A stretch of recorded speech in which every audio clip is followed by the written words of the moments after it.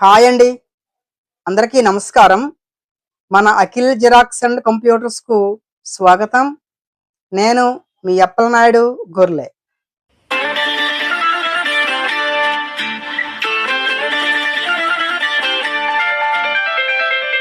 ఇక్కడ మనకు కనిపిస్తున్న ఎక్సెల్‌లో ఉన్న టేబుల్‌కి పివోట్ టేబుల్‌ని ఇన్సర్ట్ చేయబడిందండి.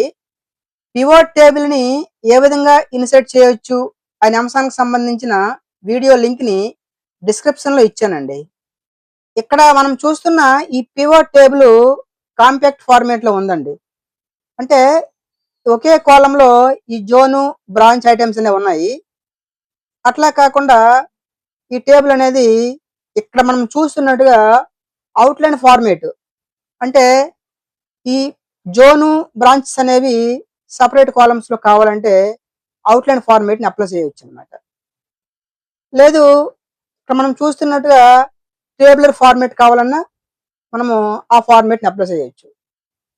అలా కాకుండా ఈ జోన్ అనేది అన్ని రోస్‌లో కావాలి అంటే ఆల్ ఐటమ్స్ లేబుల్ ఫార్మాట్‌ని అప్లై చేయొచ్చనమాట. అదెలా చేయాలో స్టెప్ బై స్టెప్ చూద్దామండి.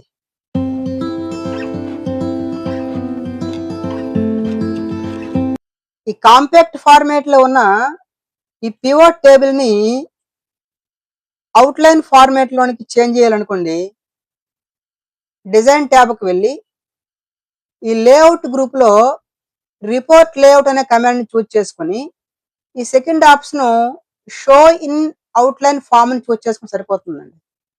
ఈ విధంగా ఈ జోను, ఈ బ్రాంచ్ అనేవి సెపరేట్ కాలమ్‌లో అవుట్‌లైన్ ఫార్మాట్‌లోనికి కన్వర్ట్ అయిపోయింది. ఇక్కడ మనకి టేబుల్స్ కనిపించడం లేదు. ఈ టేబులర్ ఫార్మాట్ కావాలన్నా దీనికి మనం అప్లై చేయొచ్చు. అది కూడా ఇదివరకు మనం చెప్పుకున్నట్టుగానే ఈ రిపోర్ట్ లేఅవుట్ కమాండ్‌లో షో ఇన్ టేబులర్ ఫార్మ్‌ని చూజ్ చేసుకుంటే మనకి టేబుల్ ఫార్మాట్ కూడా అప్లై అవుతుందన్నమాట. అట్లాగే ఈ జోన్ అనే ఐటెము ఈ అన్ని రోస్‌కి కావాలనుకోండి అప్లై చేయొచ్చు. అది కూడా ఈ రిపోర్ట్ లేఅవుట్ కమాండ్‌లోనే రిపోర్ట్ ఆల్ ఐటమ్స్ లేబుల్స్ ఈ కమాండ్ చూజ్ చేసుకుంటే చూడండి ఇక్కడ అన్ని లేబుల్స్ అన్ని రోస్‌కి అప్లై అయిపోయినాయి. అలా కాకుండా ఈ రిపీటెడ్‌గా వచ్చిన ఐటమ్స్ మనకు అవసరం లేకపోతే వాటిని తీయొచ్చు. అది కూడా ఇదివరకు మనం చెప్పుకున్నట్టుగానే ఈ రిపోర్ట్ లేఅవుట్ ట్యాబ్‌లోనే ఈ last option do not repeat item label option choose చేసుకుంటే రిపీటెడ్‌గా వచ్చిన ఐటమ్స్ అనేవి మనకి డిలీట్ అయిపోతాయి.